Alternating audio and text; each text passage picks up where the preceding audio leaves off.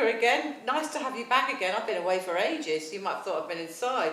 Haven't actually, but here's the inside story. Now today I've got with me Hannah Clive. Hello everybody. She's the daughter of a very famous actor called John Clive, who certainly everybody of my generation will remember seeing him. I mean, there was a time in the 70s where you really couldn't put the telly on without John Clive, without your dad being on the telly. He was in Carry On films, he was the voice actually of John Lennon in The Yellow Submarine. Yes, that's right, yes. Mad, he did all sorts of stuff. Was that about 1970? Clockwork Orange, Italian Job. Yes. Mad stuff. He was in everything. I mean, great things, you know. Pink Panther movies, all of those kind of things. Yeah. Seminal British television and film would probably be the best, would be the top line on that one, as he would have said. God love him, if you're up there, Dad, somewhere. Quite sure he is. But anyway, go on. And he started in Rep at 14. You said that he'd been evacuated. I read somewhere he'd been evacuated to Wales during the war. That's right. And started really in Rep. I mean, it's so young, you know. But people, they grew young. They grew up to be old when they were very young. They did. They're different times. You know. Oh gosh, yeah, absolutely. I mean, he'd been through so much. There's so much technical advances as well. And of course, Hannah's a musician, a singer, and a songwriter. Where did she get it from, I wonder? Apples and trees. How did he take that when you started to? Because he died in 2012, wasn't That's correct. Oh, bless you. Yeah, no, he died in 2012. I mean, it's easiest to explain. My dad was very encouraging and very positive about what I was doing. So it didn't come, because it was a gradual process, it didn't come as a shock to him, you know, that I was doing that. So it was a very natural process. So he was very supportive. He used to, I can remember going in when I'd written my first song on the piano. I was about 10 or 11. Because like a lot of songwriters, I was learning the piano. I'd wanted to learn the piano because I'd heard on an Elton John tape, I'd gone on a long journey to Ireland when we were moving to Ireland when I was about 8, and it was just me and my dad in the car, and he said, stick a tape on that and pick some music. So I'd picked out, and it was a yellow tape, which of course was Yellow Brick Road. It was Greatest Hits. I think it was Greatest Hits. Anyway, I remember sticking this tape in the for those of an older generation, I can remember sticking this tape in the tape player. And Dad was an older dad. I should also say that. So I had an older father. I was quite young when he came along. So, sorry, that's the wrong way around. Old when, I was quite, he was in his 50s, was he, when you were born? That's right, yes. Gosh. So I mean, I lost him, before my 40th, and so, which was tough, but I guess I grew up always knowing that, but I digress. So how did I get into music, and how did he respond to that? It was the most natural process in the world, because as I said, I'd listened to this tape, this Elton John tape on this long journey. Fabulous album. Of course, you know, and my dad also wrote songs. A little known fact, he had a couple of hits in the 60s, and he used to go up and down Tin Pan Alley with a mate of his, and they were playing the old piano. But I digress, as is I will do a lot. That's me. It's great having you here. Listen, mate, seriously, I'll wander off. I'll tiptoe through the meanings and all the way around again, to coin a line from The Yellow Submarine. But yeah, no shock to Dad. It was just like, really, you know. I mean, he always knew. I think he thought I might be an actress. That was probably, and he used to love telling this story, that I came running down the stairs one day. I have an older brother, and I just came in and did a complete, I don't know whether you'd say Catherine Hepburn or whatever, and I apparently heard the boom, boom, boom, boom, boom, boom, boom down the stairs. And then the living room door was just flung open, and apparently I went, Daddy, you'll never guess what Alex has done. He was in, and he said, Anna, it was an Oscar-winning performance, you know. So I guess it's fair to say that he knew fairly on, you know. Had he bitten don't put your daughter on stage, Mrs. Worthington, you know. Had he bitten the head off your Pippa doll? Had I what? Had he bitten the head off your Pippa doll? I have no idea what you're talking about. When you burst downstairs and said, Daddy, you never guess what Alex has done. Had he done something? Do you know what? I can't even remember what it was that my brother had done, you know. But anyway, no, totally, you know, probably, yeah. I don't think he borrowed me Barbie, put it that way, or my Ken doll, so. I remember you driving around as well and looking so unbelievably cool. Oh God, really? And me looking at you and thinking, wow. I had a gold Cadillac, a 1978 Coupe de Ville. I was 18. And looked gorgeous with it. And did she know it? And you used to glide by and I just go, wow. I think I look like a drag queen. No, you look fantastic. Well, fantastic drag queen. No, fantastic. But and we'd moved there. My dad and my mum. My mum was my mum and dad met when my dad was at theatre doing a performance down in Eastbourne. I think it was at the Winter Garden. I read somewhere that he'd offered her his last polo, or his last Rolo or something. I've read that somewhere. She's done her research. That's actually true. My dad said, fancy a polo. So what he did, and my mum, yeah, all right then. So, and then all those years later, along came me. But yeah, no, and then they moved to London, and they were in Sloane Square in the 60s, which was the place to be. Whoa, was it? And just off of David Sloane Square. David Bailey. Yeah, so all the Davids, basically. It wasn't quite as rich as it was then, not in quite it the was same a way. hippie kind of That was the whole thing about King's Road, wasn't it? I mean, now these days it wasn't expensive. It was actually all bedsits mostly. Exactly, which is why there were all those boutique shops and all those amazing, Granny Takes a Trip. Was that down in? Yeah, I think so. Anyway, it was before my time, but yeah. So so that's where they were, and then along came. My mum was working for the BBC. But then she left the BBC when she had myself and my brother, because back then that was the way it was, folks. And that's how times have changed. And because there was no guarantee of your job if you went back. Oh, absolutely. It was so different. Well, yeah. So she was, doing very well there. She was doing Top of the Pops. She was doing. She was a producer, wasn't she? Well, she was in the production, so she was on. So she was alongside the producer. Camera 1, Camera 2. Some mad, great stories from then. But, so that's the background really. And they moved down to Richmond because that's where there's always been historically, an artistic. Very much. Always. It's not some, Richmond old snobs, Oh no! Again, it wasn't that expensive. It was an arts town. So all these characters flopping around Richmond, they're all rock stars, really. Well, that was the thing about Richmond, wasn't it? It's always had that sort of eclectic, sort of across the board bohemian sort of mix. So, and I think that's partly what sort of drew my dad down there, was that we'd be able to sort of live there, but still, he was still able to walk down the street and take the dog out for a walk in Richmond Park and not get hassled, by people. I mean, he wasn't, Michael Caine or what have you, but he worked with him. So he'd bring. Oh, honestly, some of the answer phone messages I used to come into from school were just unbelievable. Oh my goodness, tell me. Richard Harris, I can remember Richard Harris. I came in once. Dad would do, Dad always used to say to me if I answered the phone, he used to say, "Make like a secretary, Anne." And he used to say to me, "Go, hello, Clive residence," So, but I can remember coming in and hearing on the answer phone, people like, "John, it's Richard Harris here." I can't do a Richard Harris, but you take my read, or it was Roger Moore or hello, John, Roger. You can always hear the eyebrow creaking. You can always hear the eyebrow creaking as he sort of, left the message on the machine. But we used to do, so it's this strange sort of existence where it's kind of, completely normal and just like everybody else.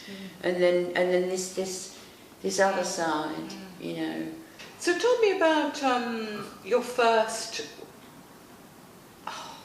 the first single, I don't know, tell me more about Well, I did the thing in Evita, and then I went on, and then we looked at signing a deal. Tell me about record contracts, because that. Well, 15 and 16. So I was 15 or 16 when I got offered. My dad sort of did try and do things for me, but early on. He was an older man by then. Yeah, exactly. So it was more difficult for him. Because his knowledge was out of date. Exactly, as well. Exactly. So there was that. So there's doors and there's doors. So we looked at this contract that I was offered, and let's just say that whoever it was with, it was pretty shocking. So my dad just basically said, no, there's absolutely no way on God's earth that you can that you can sign that. Or And that was from a reputable... Well, you know, so-called. Other people must have, I mean, other young people at that time in bands and things must also have been signing very they'd similar get someone's contracts. hand off for it, but then you'd have ended up on a shelf, and then, you know, Yeah, again, yeah. swings and roundabouts. You know, if you've done it, then you get the, you know, you get the platform, might so have then been that a one-hit enables you to wonder. then move on to something else. You know, so But it might not swings have and done. but it might not have done. Yeah. So it swings and roundabouts. So that's what I did. So I, you know, didn't say that, but then what I did was I sort of started to make my own inroads within the industry. You know, I started meeting session musicians. There was one in particular, you know, that was mentoring me. Who was That came about through an introduction that was through my dad to someone, then to somebody else, and then they introduced me to someone else, and on it went. He was a bass player, so I'm quite well regarded, you know, at the time, bass player who was working at the top. So I was doing amazing things and going and sitting and watching incredible sessions, you know. I remember you going on tour. Yeah. With and the Who? That's what led me to then go on, yeah. When you were 18. Well, I sort of tried college and walked out of Richmond College, and I went, look, they're not teaching me music. This was before the Brit School and any if of those only, things. when we all have loved to have only gone there. I can remember actually saying, I wish this kind of thing did exist, you know. Because there wasn't, because they were trying to teach me, all that was on offer was a classical music A-level. And I'm like, no, you're all right. Because then the alternative to that was to go and do jazz tap or do something jazz to do tap with dance. or, you know, or something like that. And that wasn't what I wanted to do. So I was writing songs, was creating songs, was working with a songwriting partner at the time. I found someone who I worked with, and was, you know, we set up a house and we were doing all sorts of recordings, and we did all sorts of gigs. That was with Richard Erskine, which was huge fun. Which year was Great that? fun. So that was, again, that's that's the Q connection. So that would have been, gosh, early 90s. Early 90s. And then I found myself, you know, my bass player sort of mentor, who was mentoring both, you know, myself and Richard, because he could see what we were doing, you know, music-wise, and that it had promise. But again, this is before all the digitisation. So true, yeah. So we didn't have the internet. We didn't have. It was just before, you know, MySpace and all of those things. So and it's tough. That was tough then, trying to break through then. A lot of travelling around, a lot of and being hawking told, your stuff around, and worrying about copyright, and worrying about plagiarism. and not just that, ageism. So past the age of 25, I was told, you're too old. No. And I just was like, what? You know, how is that even, you know? Do you think this is still happening today? I mean, we're not 25 now. We're, you know.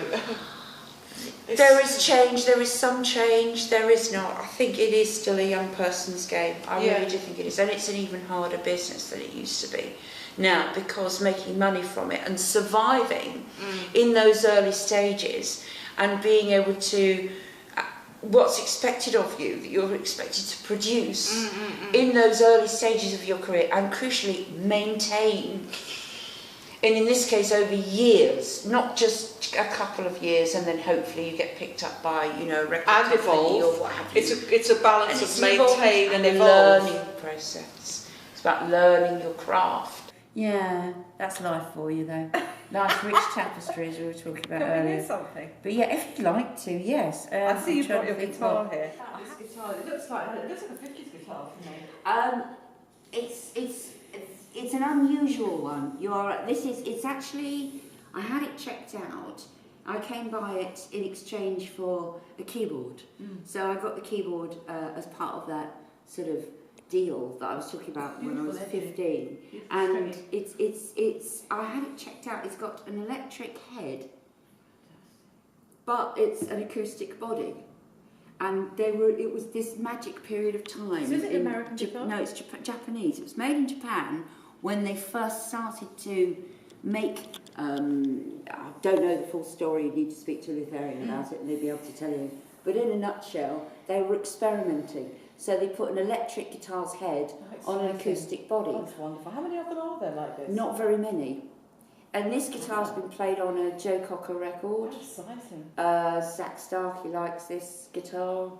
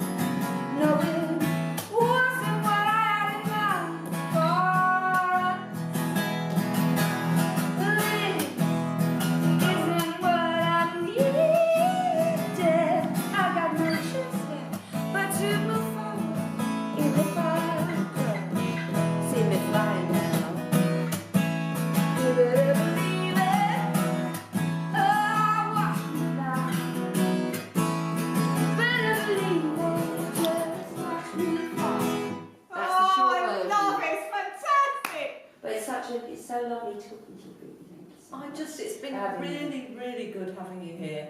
Do you want to play? Can you do one more thing? One more. Do you feel up to it? Can we have maybe a little sample of some new work? Oh, I can't do that. Oh, okay. No, I realise. That's pushing the boundaries. Well, I'll tell you what, I'll come back and I'll do you another one. I love that. Do you know what? Another old adage, always leave the audience wanting more. And I can't wait to see you back I'll again. come back with the new stuff and I can talk Tom, to you even about when you're my really new big and video famous, everything will you else. still talk to us? Even when you're doing Wembley Stadium, will you? Darren, you always remember your roots. Okay. And I don't mean the ones on our heads. Listen, it's been just so fabulous. Thank you so much. I love you to bits. And you too. And you've got really still very young hands. Have I? Very young. Precious. Look at mine. Look at yours compared to mine. Don't know how I've managed that. Look how young they are compared to these old washer Well, scrubber there you hands. go. Plenty of sleep, that's what I want. Hannah, everybody, Hannah Clive. Thank you. You can find her. Where can they find Oh, you? I'm on my website. I'm on all of the usual places. Tell them. Instagram, Facebook.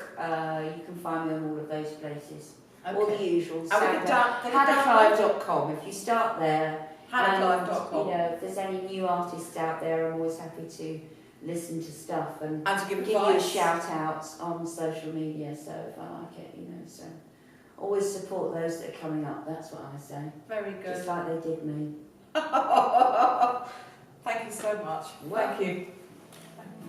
I'm part of you that's familiarity deceives me, even hope me when I'm sick.